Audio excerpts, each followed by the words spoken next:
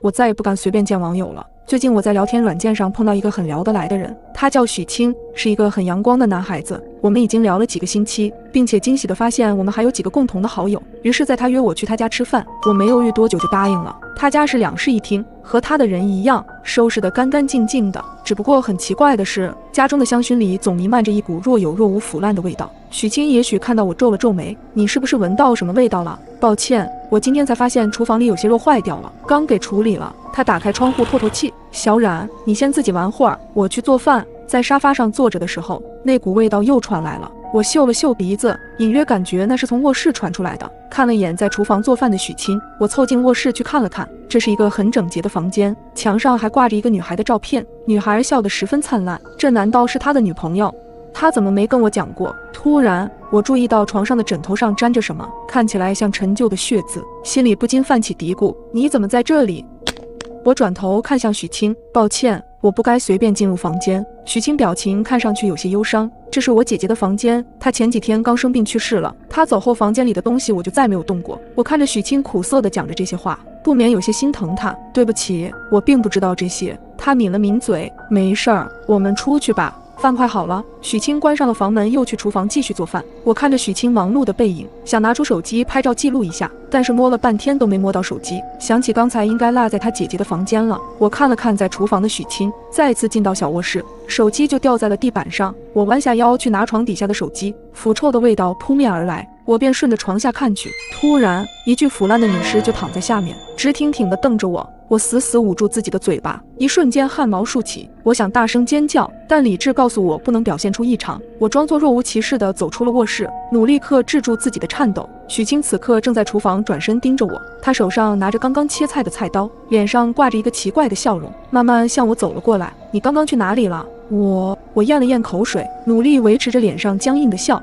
我刚刚上了个厕所，脑子里一直想着离开这里的办法。大门离我很近，但他看着我，我如果直接跑出去，肯定容易被抓住。许清，你可以给我倒杯水吗？他表情里虽然有些狐疑，但他还是转身去了厨房。看准时机，我赶忙抓起我的包，迅速开门跑了出去。电梯刚巧在我们这一层，我赶紧进入电梯，手里不停按着关门键。在电梯关门的前一刻，我隐约听到玻璃杯子摔碎的声音，并且伴随着急促的脚步声。当电梯打开，我迅速地逃了出来，冲进门口保安室并报了警，身体依旧止不住的颤抖，直到警察到来抓住了他。没过几天，警察请我去做笔录的时候，我才知道那是他姐姐的尸体。他一直不想承认姐姐死了，所以把姐姐放在家里，才能感觉到她还在。现在她已经被送去精神病院了。我松了口气回到家，虽然事情已经解决了，但那天姐姐的脸一直浮现在我眼前。我也迅速搬了家，并且把那个聊天软件永远的删除了。如果你被困在自己家的卫生间里，没有窗户，没带手机，你会如何脱困呢？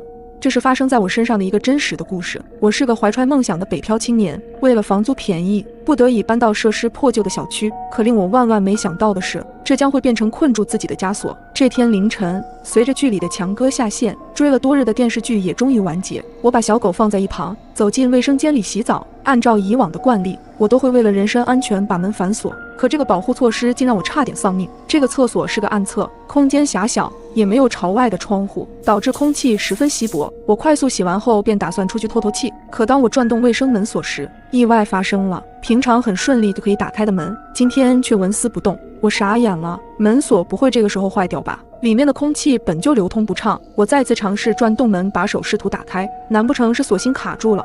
我赶忙拿起卫生间的镊子，用尖头的部分深入锁孔里拨弄，可一点效果都没有。我实在受不了，这样下去不被饿死也得被憋死。我拿起花洒就使劲往门上砸，1下2下，丝毫不见起任何作用。奇怪，平时咋不见这个门这么结实？突然，门上的一块玻璃碎片滑落，我仿佛看到了生机。我察觉到门外似乎有人，我便大声呼救，可没人应答。事已至此，我必须要采取措施。我小心翼翼地把手伸出去，摸到了门锁上插着的钥匙，用力转动，这下锁芯彻底断掉了。随着时间的流逝，我陷入到了绝望中。我平时没有洗澡时带手机的习惯，所以无法报警寻求帮助。我透过玻璃看向钟表，现在已经凌晨3点了。我只好先保存体力，待到白天再准备自救。不一会儿，我便背靠角落睡着了。第二天早上，我被事先预定好的闹钟吵醒，我开始大声呼救：“请问有人吗？能来帮帮我吗？”喊了好一会儿，我觉得喉咙有些嘶哑，而这时门外也终于有了一些动静，一户独居的中年大姐隐约听到了叫声，在门外叫道：“大早晨的干什么呢？”这个人平时脾气有点怪，不太好打交道，虽然不愿意和他接触，但毕竟他是我脱困的唯一希望。我耐心解释道：“您好，我被锁在厕所里出不去了，家里又没有别人，麻烦帮我报警好吗？”可是他却非常警惕地问道：“你一个人在家洗澡，为什么锁门？是不是在干什么违法的勾当？”我连忙解释说是自己的习惯。刚解释我手机在外面拿不到的时候，大姐却怀疑地问道：“你为什么洗澡不带手机？”我一时间不知怎么回答这个问题，只好继续苦苦哀求，希望他能帮帮忙。我用尽了最后的力气呼喊着，可没想到门外只传来一句话：“你说你被困了一夜，声音怎么还这么大？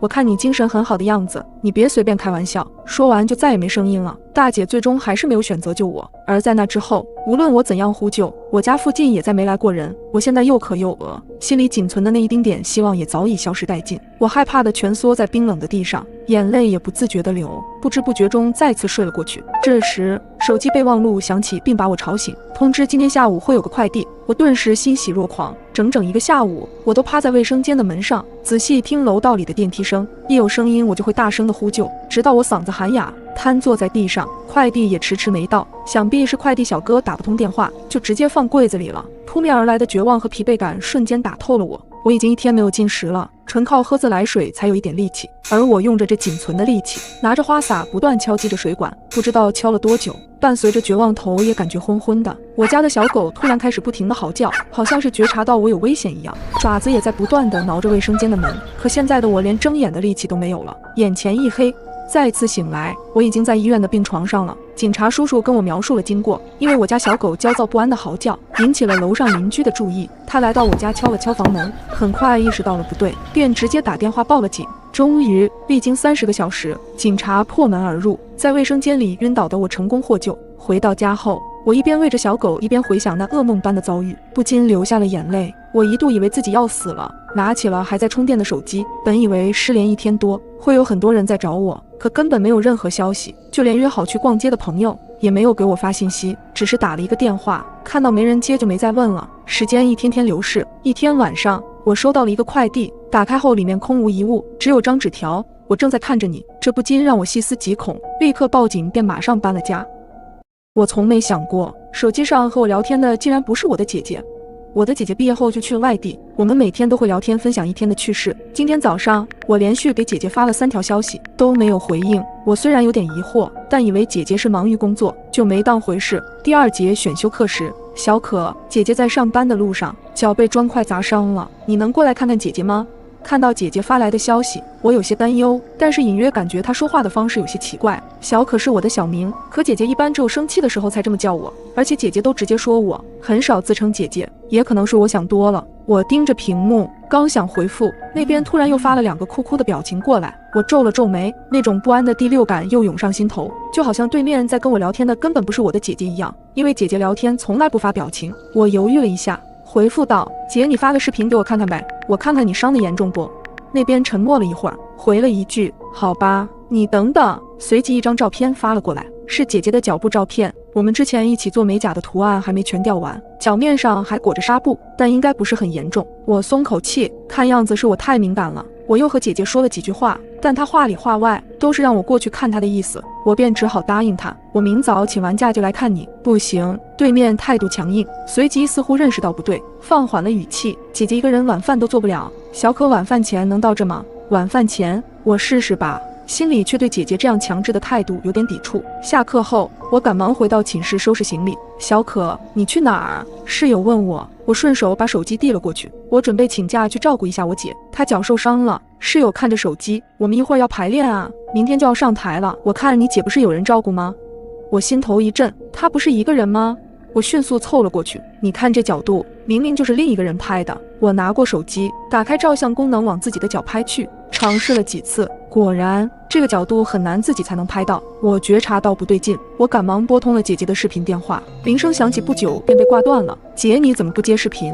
对面很快回复：姐姐现在很累，打视频干什么？你不是马上就过来了吗？我盯着她的回复，猜疑越来越重。姐，你上次给我买的那条裤子的纽扣掉了，我带到你那儿，你刚好帮我缝一下呗。好，那你带过来吧，我顺手帮你缝了。看到这段话，我如坠冰窖，他上次给我买的明明是双鞋子，而且他根本不会缝衣服，现在跟我聊天的到底是谁？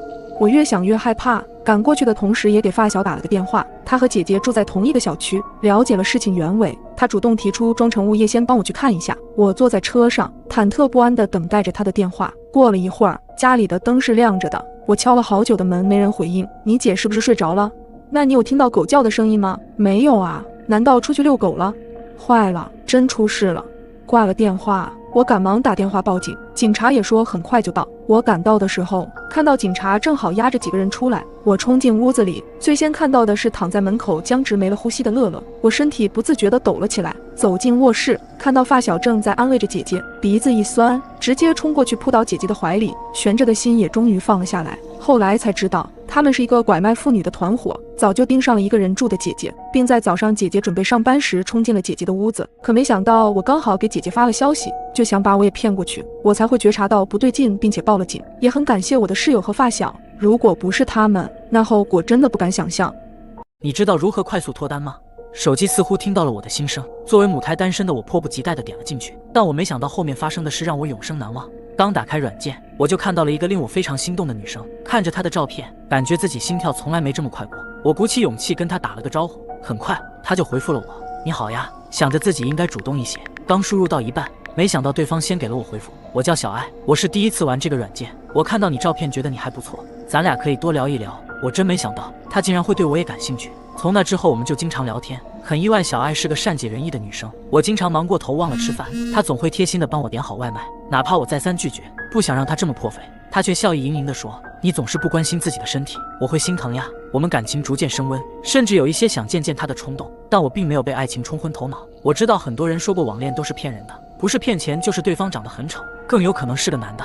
可小爱从来都没提过任何要求，甚至还愿意为我付出。我也提出过要跟她视频，现在吗？你等一下，我梳妆打扮一下。小爱同意了。没过一会儿，她就发来一条视频申请。接通后，她笑意盈盈地看着我，我顿时松了口气，没想到是真的，我的春天真的要来了。这次晚上我们聊了很久，相约了在情人节那天来我家吃饭。时间很快就到了，我给家里好好的打扫了一下，等待着晚上的到来。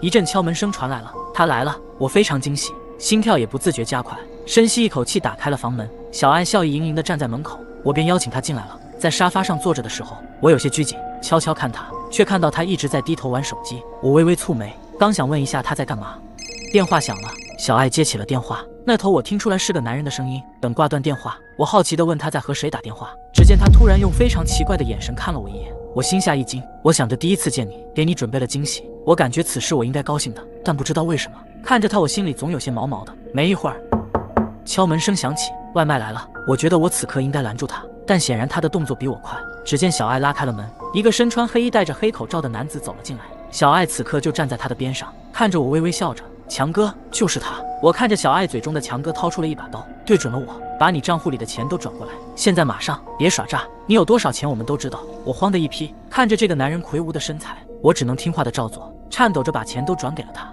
旁边的小爱还在那边碎碎念，亏我吊了他这么长时间，才从他嘴里套到了所有信息，真令人作呕。强哥，你可得多补偿补偿我。我冷汗滴落，原来这一切都是有预谋的。等款全部都转过去了，强哥突然来了一句：我们现在只图钱不害命，可你如果报警的话，你要知道你家里地址、公司地址我们全都知道，后果自负。说完这句话，他们两个就走了出去。我蹲在地上好久，不是我不想起来，而是腿软根本起不来。我也不知道他们是不是真的走了，会不会在反悔突然回来给我一刀。我望向了门口，此时大门敞开，漆黑的门口什么都看不见。鼓起勇气，我跑到了门口，把门反锁上。我还是选择了报警，毕竟只有报警才更能保护我的安全。我把所有与小爱的聊天记录还有资料都提交给了警察，可没想到他所有的信息都是假的，转账账户也不是本人。目前警察还在调查中，为了安全起见，我搬到朋友家去住了。希望大家引以为戒，网恋需谨慎，千万不要随意就把自己的信息都告诉给别人。我再也不敢图便宜随便找民宿住了，现在想起来还是脊背发凉。几天前我和老公的结婚纪念日到了，忙碌了一年，我俩准备出去旅游放松几天。但是我老公是那种典型的铁公鸡。小冉，你看这个房子怎么样？我看了眼他的手机，嘴角抽了抽。林泽，你又从哪个平台找的房子？民宿特价优惠，这个价格堪称骨折。林泽笑意盈盈地看着我，想到之前出去旅游林泽订的那些房子，虽然有些小瑕疵，但是也还不错，我也就同意了。但我没想到后面竟然发生了这么可怕的事情。进屋后，我看了看房子，意外的发现竟然还不错。想着已经很晚了，我俩就在沙发上吃着晚饭，看着电视。就在我困得不行，准备回房间睡觉时，突然听见有脚步声。这脚步声似乎是从2楼传来的。林泽，你听到什么声音了吗？我惊恐地看着林泽，他皱了皱眉，别怕，有我在，我们去楼上看看。可房东说了，房东在租房要求中写过，唯一的要求就是别去2楼。当时签合同时，我只觉得可能楼上是储藏室之类的，也没多想。但现在听到那个声音之后，我顿时感到脊背发凉。没事儿，安全起见，我们还是去上面检查一下。我跟着林泽慢慢走到了2楼。2楼是阁楼，只有一个房间。林泽拉动门把手想把门打开，这个门被锁死了。他趴在门口听着屋内的动静，里面静悄悄的，什么声音都没有。为了安全起见，我俩返回到卧室，锁好房门，并给房东发了消息，想问清楚2楼里有什么。2楼放了一些杂物，抱歉，可能是之前有老鼠还没清理干净，你们要是害怕的话，我明天来看一下。我看房东态度诚恳，想了想，现在已经没有声音了，我们也不是常住在这里，只要不去2楼就行了。我就没要求他过来，毕竟之前这种情况也不是没遇到过，谁让林泽总爱订这种打骨折的房子。第2天晚上，楼上倒是没有再传出奇怪的声音了。今天玩了一天，我有些累了，便想先去泡个澡。刚进浴缸坐下，一阵清晰的脚步声传来。我坐直了身体，紧紧盯着浴室门，却发现脚步声停住了。没事的，林泽就在楼下，有什么事我喊他，他能听见。过了好一会儿，浴室门被敲响，我吓得一激灵。小冉，是我进来了。我松了口气，是林泽呀。我看着他开门进来，刚想怪他为什么要吓我一跳，却发现他表情特别的不对劲。怎么了，林泽？他凑近我悄声说道。小冉别说话，听我的，你赶紧穿衣服，我们去收拾行李。我看着他的表情异常凝重，不禁有些害怕。我没多问，看着他着急忙慌地收拾完行李，以最快的速度拖着我上了车。直到上车后，他才松了口气。小冉，你知道吗？这个房东一直在监视着我们，而且我怀疑他就在楼上。什么？你怎么知道的？我震惊地看着林泽，满脸的不可置信。原来就在我洗澡的时候，林泽无聊地调着电视节目，无意间点了个按钮，电视画面中是个房间。虽然有些熟悉，但他并没有多疑，直到再次换了台，却发现我正在浴室洗澡的画面，他才意识到这是监控的摄像头拍摄的，这肯定是房东特地安装并用来看租客隐私的，也不知道他到底有没有别的企图。我看着林泽皱着眉，全身汗毛竖起，转头看向了别墅。黑暗中似乎有个影子就在阁楼上，拉开窗帘偷看我们。转过头，我和林泽商量着报了警，在房东还没来得及收掉所有的监控设备前就被警察抓住了。我们轻松的旅行变成了可怕的噩梦，从那之后我们再也不敢随便订房间住了。因为朋友圈的动态让我陷入了危险。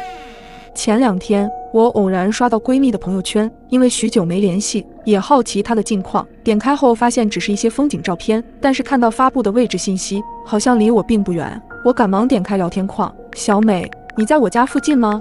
那边回复的也很快，对呀，来附近见同事，我还打趣的说到见帅哥吗？随后他便没有回复，总觉得他今天的语气有点奇怪，但我也没有多想。可当天晚上就发生了惊悚的事情，我因为玩游戏玩过了头，看到时间已经到了凌晨1点，我便准备睡觉，但此刻一个微小的声音却让我头皮发麻，那是人的喘息声，很轻，但是被我的耳朵捕捉到了。我心跳加快，冷汗也从额头缓缓渗出，一个清晰的念头在我脑海里浮现，有人进我家了。随后便看到我卧室门被人缓慢地推开，我死死盯着卧室门，是谁？你想干嘛？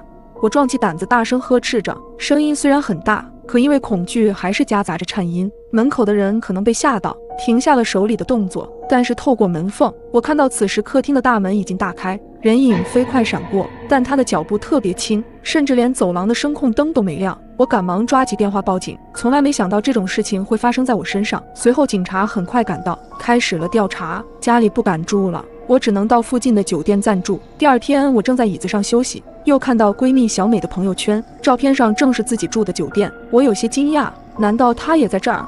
而当我在看手机的时候，被吓坏了。小美又更新了朋友圈，照片上显示她就在我身后，而且手也差点就碰到我了。我猛地回头，却并没有发现她。恐怖的感觉袭上心头，我赶忙跑回了自己的房间。缓了一会后，我想着一定是小美的恶作剧，我便发消息给她，别开这种玩笑了，一点都不好玩。她也只是回复了一个微笑的表情。晚上我正躺在床上看新闻，突然小美给我发来消息，竟然是一张我在床上玩手机的照片。很快我便听到卫生间里有脚步声，迎面出现了一个陌生的男人，男人微笑地向我走来，我内心绝望至极。眼看我要被抓到时，警察也在这个时候冲了进来。原来男人是个变态，他一早就杀死了我的闺蜜小美，然后通过小美的好友列表盯上了我。就在昨天晚上，拿着我留在小美那里的备用钥匙打开我的家门。通过昨晚上报警，警察知道我肯定是被这个变态的男人盯上了，这才及时解救了我，不然后果真的难以想象。我再也不敢和别人合租了，因为我的室友就是变态。刚毕业的我，为了节省房租，选择了和别人合租。这是个相对老旧的3室1厅，我也是最后一个入住进来的。入住的第一天，我们3个人就凑在客厅一起吃个饭，相互认识一下。经过一番了解，小爱长期居住在这，梁哥也是前不久刚搬过来的。为了欢迎我这个新室友的到来，我们还喝起了啤酒。在酒过3巡之后，小爱明显有点喝多了，拉起我语重心长地说起来：乐乐，你刚搬进来，我得提醒你，平常洗好的内衣裤要尽量晾在自己的房间里呀。最近变态的人特别多，我都已经丢了好几件了。听着小爱的话，我注意到她的眼睛总是瞟着梁哥，好像在跟我暗示着什么。我也似懂非懂地应着小爱。可没过几天，我的内衣真的不见了，奇怪，哪里去了？我嘟囔着在卧室里到处翻找着衣服，因为今天刚好是周末，小爱也在家。她刚巧在门口看到我翻找着东西，便进来询问：你干嘛呢？我把自己丢东西的事情跟小爱讲了一遍，话还没说完，小爱就气愤地拉着我出了房间。我眼看她要带我进入梁哥的房间，便拽住了她。小爱，你干嘛？梁哥不在家，我们去他房间是不是不好？就是要他不在。我早觉得他不对劲，家里就咱们3个，你搬进来之前，你屋原来住的是一个男生，我一直以为是他，可没想到他搬走了，你内衣也刚丢，那还能有谁？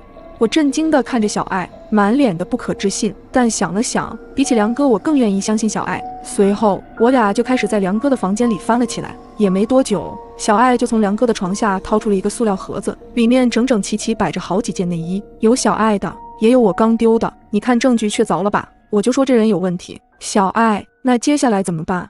怎么办？我肯定要质问他，他这是变态行为，我可不愿意跟这样的人再住在一起。我看着小爱义愤填膺的样子，有些羡慕他这样有话直说的爽朗性格，但我有些害怕。刚毕业的我也从来没接触过这些。小爱，对不起，我没有遇到过这样的事情，我不太敢。小爱看着我犹犹豫豫的样子，瞬间明了，没事，你要害怕你就回房间，我来质问他。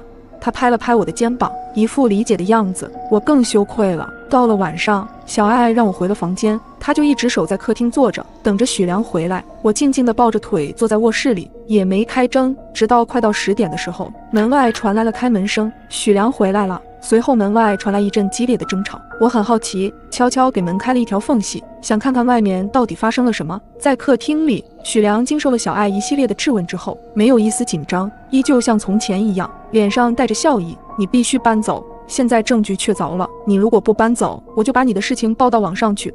许良似乎没有听小爱的话，只是自言自语，这件事只有你一个人知道吗？乐乐今天不在家吗？什么？小爱愣了一下，他今天不在，你别想转移话题，你就说搬不搬吧。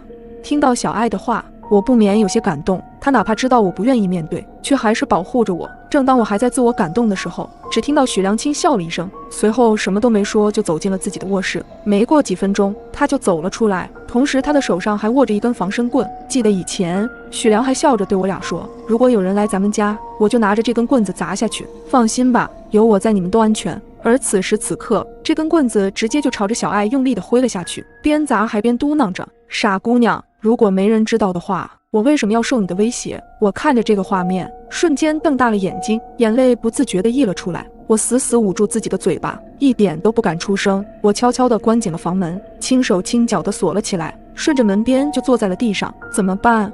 我该怎么办？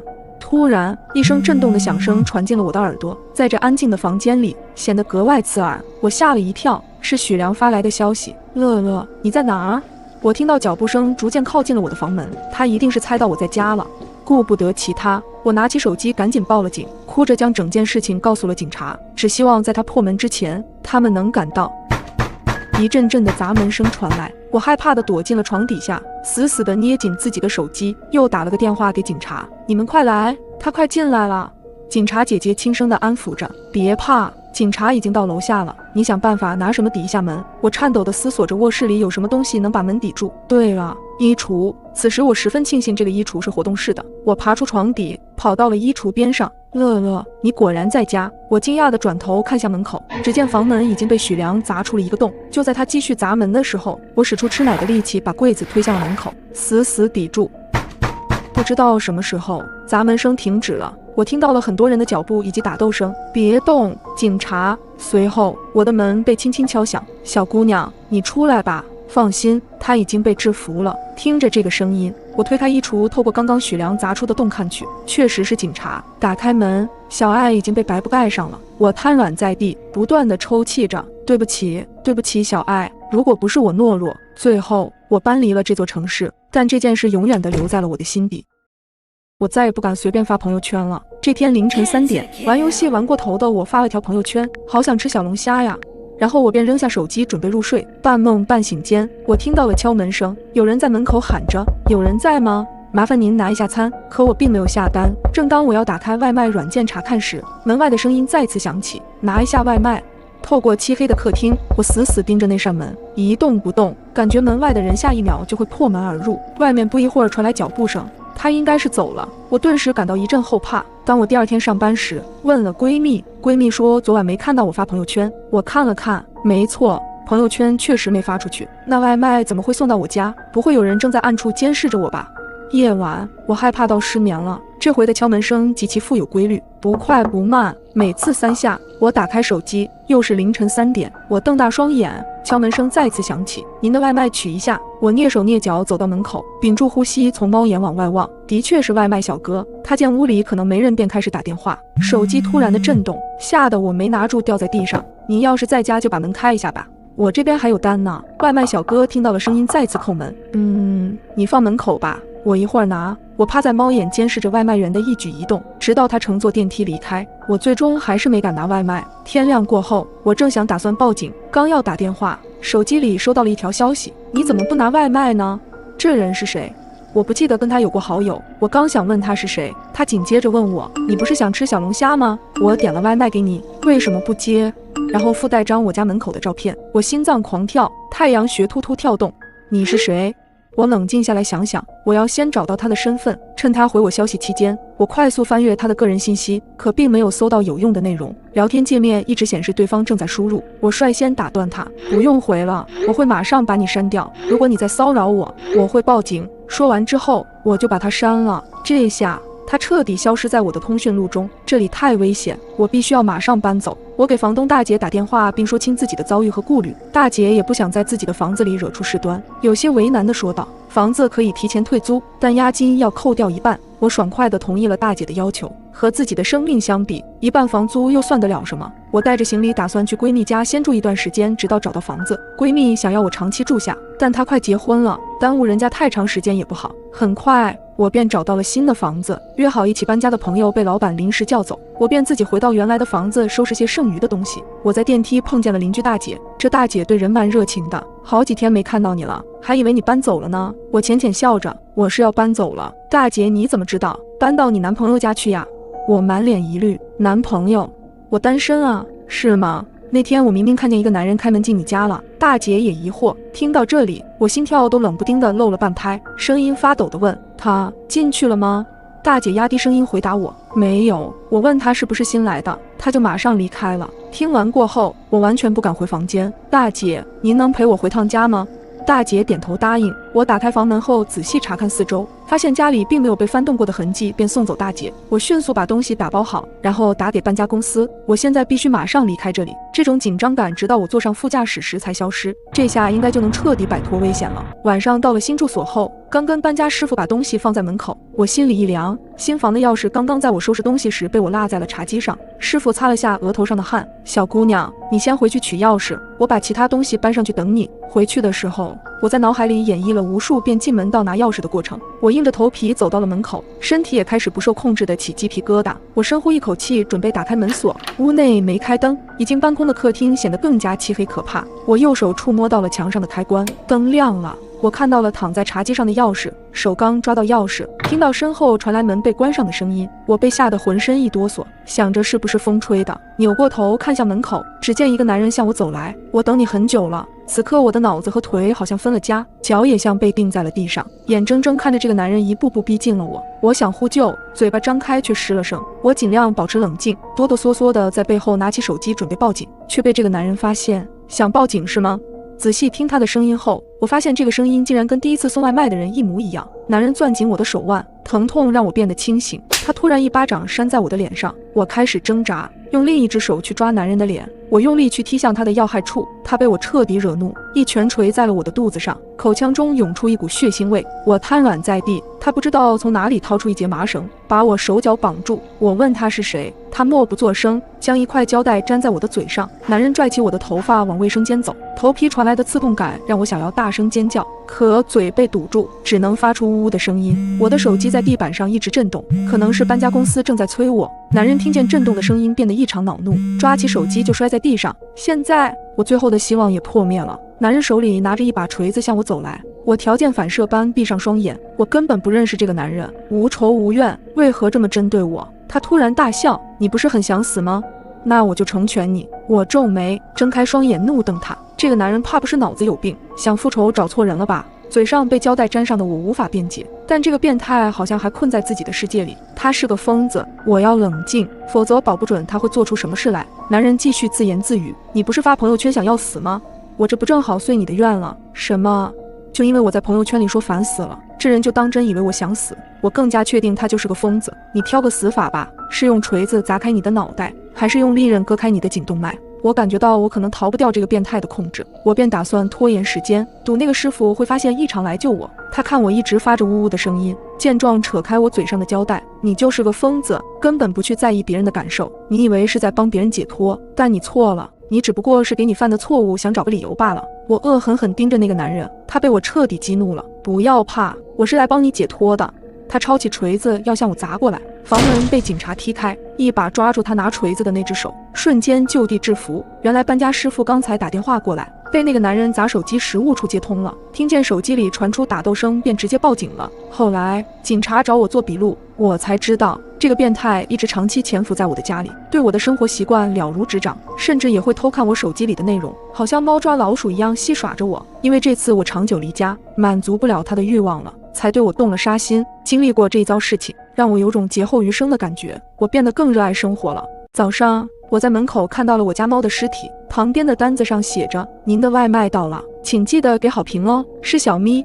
我尖叫一声，腿吓得发软，直接蹲在地上，捂住嘴巴，简直不敢相信这个事实，后背瞬间冒出了一层冷汗。明明昨晚睡前他还睡在我的枕边，一时间难过和恐惧包裹了我全身。我下意识反身，迅速关门并立马反锁，后背紧紧贴着门，并拨打报警电话。警察敲门的时候，我正蹲在门旁边，抱着腿抖个没完，大脑一片空白。昨晚12点半，刚刚吃过安眠药的我接到了外卖的电话，那人态度急切，说是在楼下等了我快10分钟了，一直忙线，您快点下来取外卖行吗？我这还有好几个单子呢，要不您告诉我几楼，我送上去也行。我愣了一下，是不是搞错了？我没点外卖，交涉了大约3分钟后，对方骂骂咧咧地挂断了。当时我误以为是店家搞错了地址，毕竟这样的事情之前也发生过，这件事我便没有放在心上。再加上安眠药的作用，不一会儿就失去意识了。直到今早打开门，小咪的尸体就那么直挺挺地放在门口。我抽搐着讲完了所有的事情，警察点头，并在纸上记录着。检查过后，门锁没有被撬动的痕迹，